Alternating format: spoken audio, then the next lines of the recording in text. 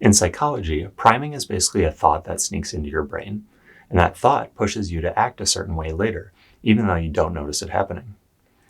By understanding how priming works, you can become more aware of its effects on your betting decisions and your day-to-day life, and then learn strategies to lower its impact. Let's go over a couple examples. Word priming has been studied the most.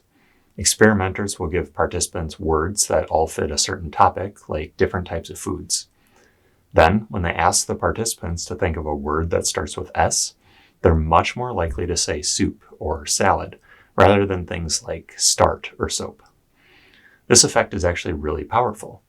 When you prime people with words like slow, old, bald, gray, wrinkles, that actually causes them to walk slower than they normally would. It's pretty crazy, but this has been studied and actually is true. In one study, voting for education changed depending on whether the voting station was in a school or not. The people involved were shuffled randomly to go to one of the two voting booths, and the people that voted inside the school were more likely to support education funding. Think about how the media can prime your betting decisions. If you watch a lot of ESPN talking about a college football player, you might believe they're going to be drafted earlier. This could easily affect your draft bets where there's not much data to go off of in the first place. If you've recently won a bet on a certain team, that success might also prime you. That team has a positive association in your brain. You might be more likely to bet on them again, even if the odds aren't exactly in your favor this time. On the flip side, a recent loss could prime you to avoid betting on that team again, regardless of a potential edge on that bet. The environment where you place bets can also have a priming effect. Sportsbooks are set up to take advantage of this. They show pictures of people winning. They're happy and cheering. Your brain sees this, and you might be primed to bet more aggressively than you normally would. Okay, so how do we fight against priming? Well, it turns out to be pretty similar to how we counteract other psychological effects. The first thing, and probably the most important thing, is awareness.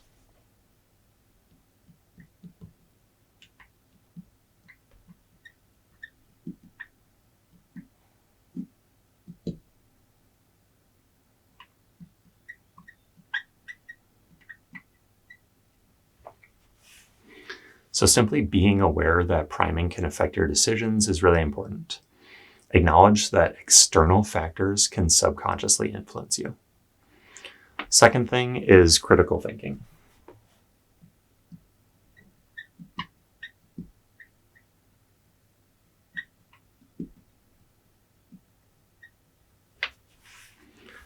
So make a habit of looking back and questioning why you're making a certain bet. Is it truly based on solid research and analysis, or could it be influenced by other people's opinions? Third thing is to be objective.